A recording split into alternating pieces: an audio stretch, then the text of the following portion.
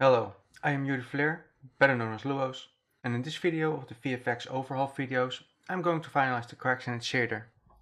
And let's delve right in. So, I was checking this effect in the complexity mode. I think it's F6 or F5, there we go. And I still need to finalize that very white effect, that's mostly flames. And those big squares at the bottom, those are the cracks. I can actually show you in F3 and then go to F5. There. So I kind of want to reduce the overdraw just a little bit. It's not that necessary, but while we're at it, why not? Maybe you'll learn something. And I think Simon also mentioned this in his videos once. Maybe I'll add it in the description. So let's do something about those. Open the control browser. And that's this texture. And basically what it does make all the black parts hidden visually, but on GPU, this is still being drawn, but it's invisible, and that's causing a lot of overdraw. And we kind of want to reduce that a little bit. So I'm going to import this into 3ds Max and then just cut out a little bit around the edges. So that's a little bit more optimal. It does cost a little bit more polygons, but nowadays current GPUs just crunch through polygons like nothing. So the overdraw might be, reducing the overdraw might be worth it, because that's something that GPUs still don't handle that well. So I already imported the texture. And let's grab, actually we should grab the mesh that this texture is applied on. That way it's easier to edit it. And there we go. Asset action, export. And it's already called static mesh plane 1 poly. Well, it's actually not even 1 poly. That's fun. We don't need the vertex color, but that's all fine, etc. Export. Alright, let's import that mesh. Import non-native file. Quick access, work, Selene, polyplane. Okay, let's hope Max doesn't crash this time. And we're gonna apply this material on it. We can actually also rotate the polygon, because that way we don't have to change the rotation in and around you for it. Not really, you can't really call it an optimization, but it's at least handy. Oh, there we go. 90 degrees. I'm gonna remove the grid, and we're just gonna cut it up. I'm gonna make an editable poly. And if I press the C button, I can cut. We're just gonna cut it out a little bit. We're gonna just start somewhere.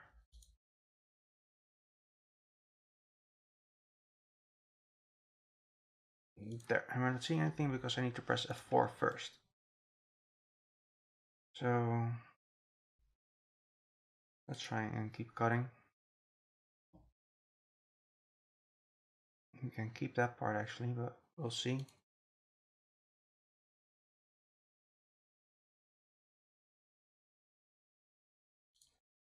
There, that part is fine, though. I did something like this, all the way there.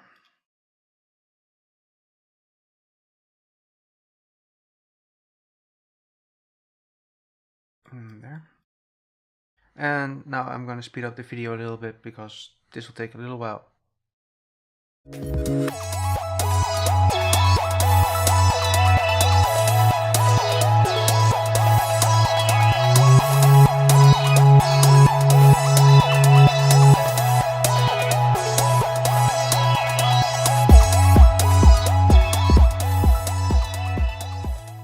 Alright, so this is the final mesh. Bit of a mess, but it should work. And now we're going to import it. Re-import. Mesh materials, blah blah blah blah. I don't need to generate collision. The generates are fine. I don't need light map UVs. Wonder why this is changed again. Normals and tangents. And that should be it. Import. There. And now it won't look proper in the effect. As you can see, now we suddenly have lightning trees or crack trees. So we need to rotate that. And I don't think there was any rotation done in the orientation in the mesh itself. So we need to go to initial rotation. I don't think we need the x-axis anymore. There we go.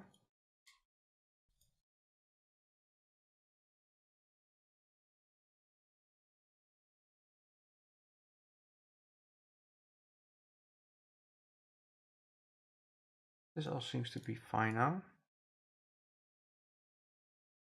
And the result in game, at least in the viewport, is now this. As you can see, all the squares are gone, and that just helps a little bit. You could do this for almost all the effects that you make. Sometimes it's not worth it. And there is the particle cutout in Cascade and probably in Niagara at some point too. But this definitely saves a little bit of overdraw. Alright. So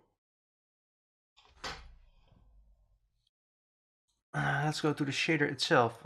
I showed the parallax occlusion mapping the last video, and I kind of want to see how that looks when I add it to the cracks. So we're going to do that right now.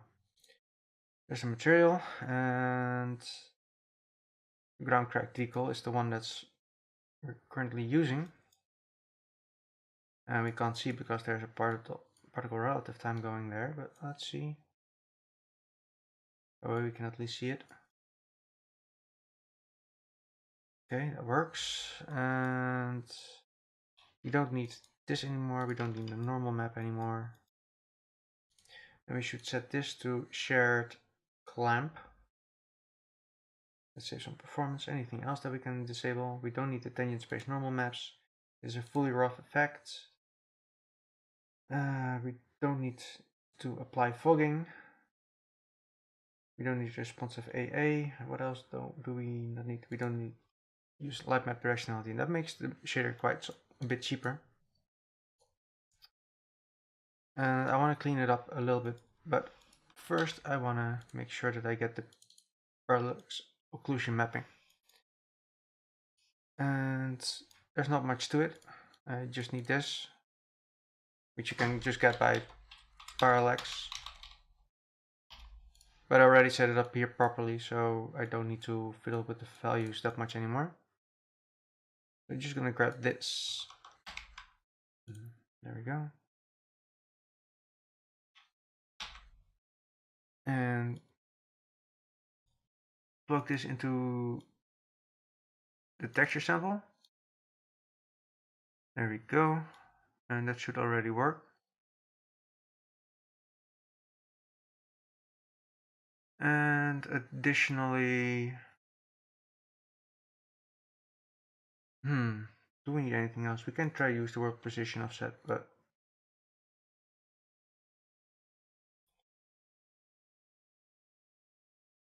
pixel depth offset. Oh, that doesn't work in this case. Oh, I want to see this first when I place it down, so let's give that a shot. Let's grab the mesh, place it here, grab the shader, plug it in,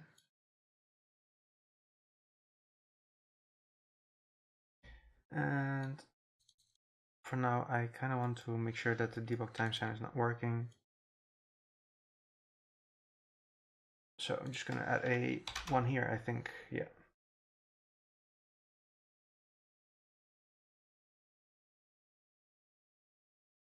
And there we go.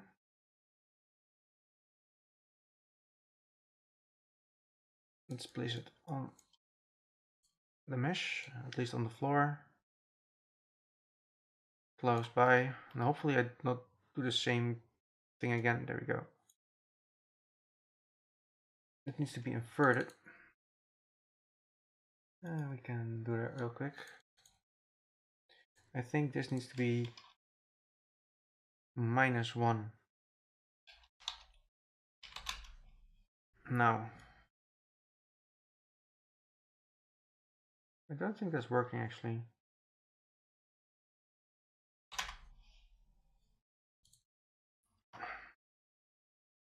Maybe I need to change the normals on the mesh so that they point the other way. We can try -1, but I need to rotate this then, of course. That's not giving a proper result either. I wonder what's different between that one and this one. I think it might have something to do with that it's masked. Yeah, but it doesn't properly work for transparency, which is fine. We can go with masked, I think. We can at least try.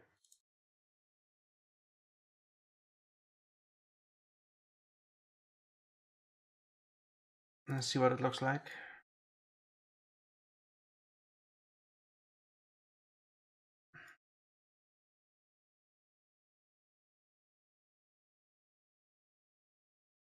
Where did you just go?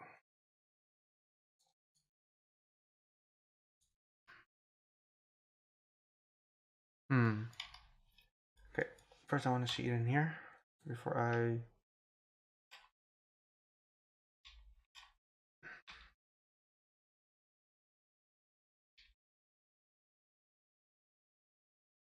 Isn't adding that much to it. So I want to give it a quick change, of course. We need the particle relative time again. And what else do we need? We can use the pixel depth offset now.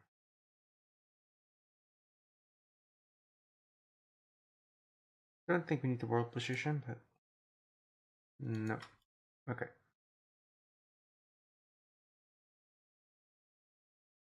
So it's kind of sad that you can't really see it in here. So is it showing here? It is. Is it looking good? I can't tell because there's this very weird collision going on. I do think it misses something without the glow. I'm not sure if the parallel occlusion mapping is really needed. It does look cool, but yeah, I don't think it's that much worth it. At least now you know sort of how to set it up. I'm gonna go back to translucent. And clean this up a little bit.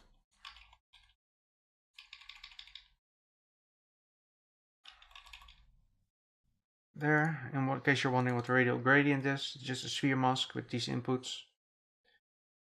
That should give you enough time to screenshot it. There we go.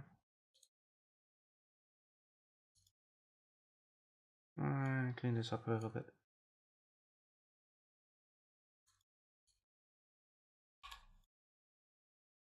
Instantly also makes the shader cheaper again.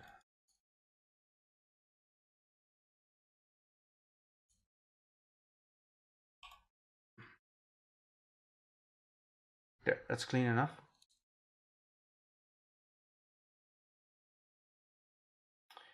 All right. Yeah, that does look better.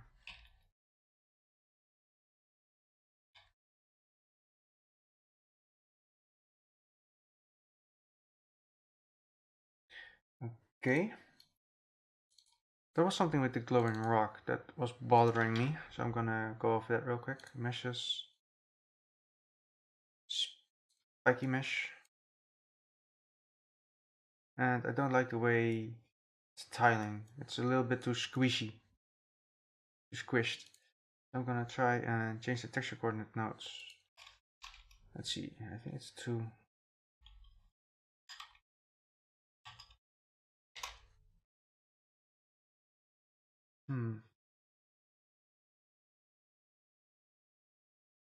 Should help if I actually added the right color instead of this thing. So I kind of do want to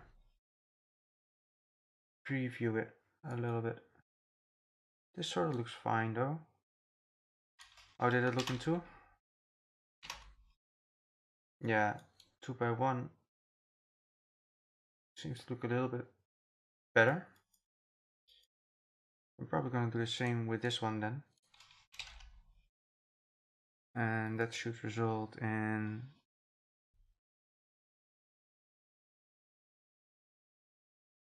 a little bit better looking noise. It's not that squished anymore. That looks much better. I kind of want to maybe even make the normal map look a little bit stronger even. You can try -10 for funsies, but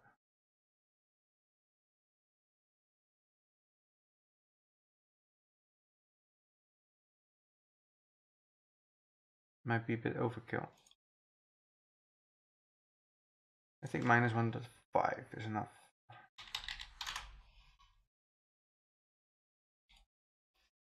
There we go. And this one should also be 1. And you can probably change some of the other textures as well if they are set like that. You can try to set this one to 1.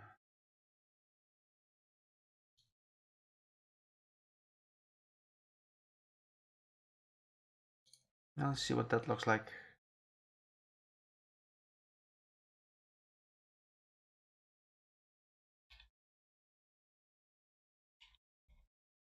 They do get stretched quite a bit actually. You might want to go the other route. I do know that I still want to tweak those a little bit, but so I'm gonna set something up that makes it tweaking a bit easier. I'm actually gonna set those values back to 1, 1. Grab a multiply.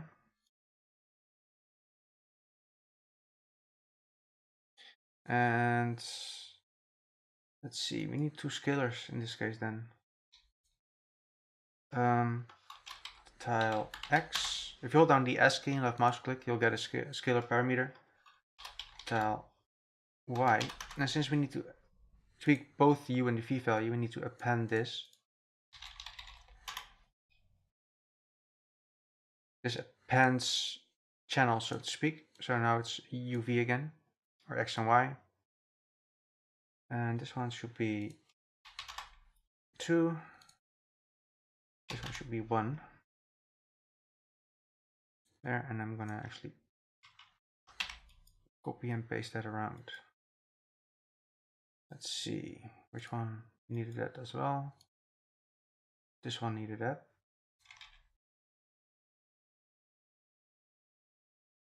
Put that there.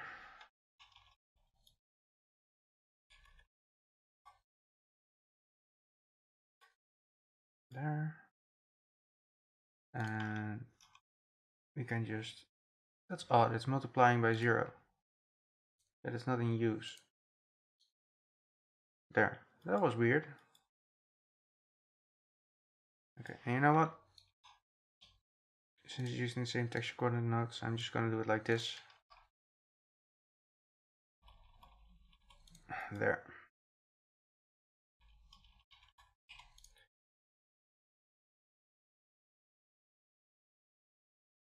Replace with selected nodes.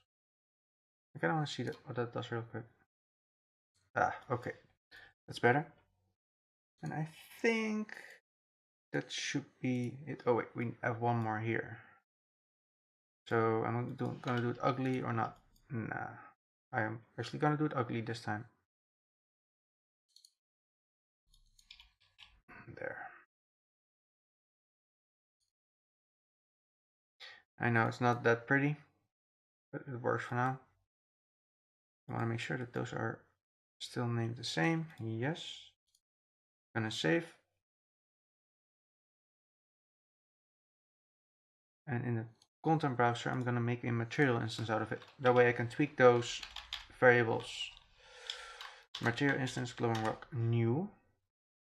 I'm gonna apply that to the effect as well. So ground crack, and then back to the content browser, material, and got the material instance, and apply that to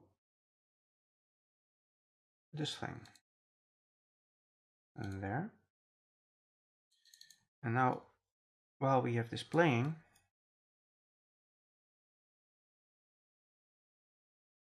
we can actually tweak that value in the material instance.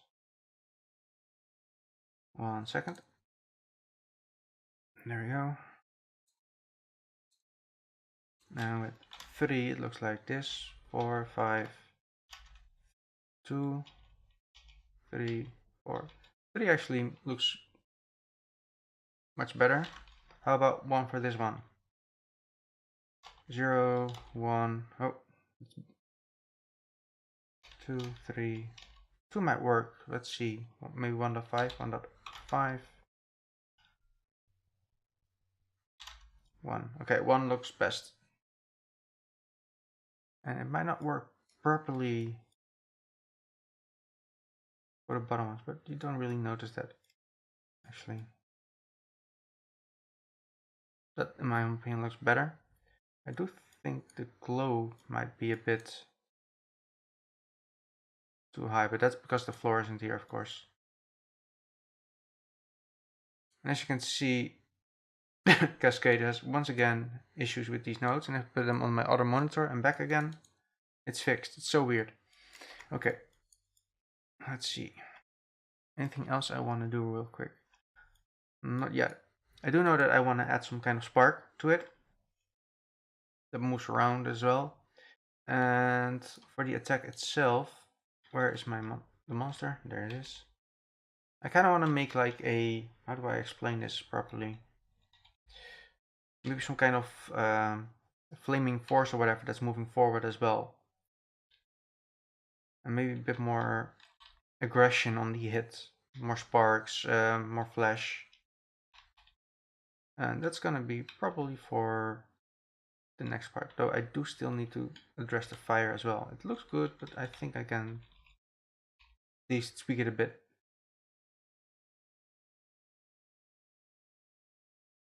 And I need to tweak the fire speed as well. Alright, I think that's enough for now. Hopefully my voice sounds a lot better now. I tweaked the microphone again. So I hope it stays as crisp as it's now. At least it was when I started recording. I hope it's still okay. Alright, that's it. Have a good night. Sleep well. And have a good day, evening, meal, whatever. Okay, Luos out.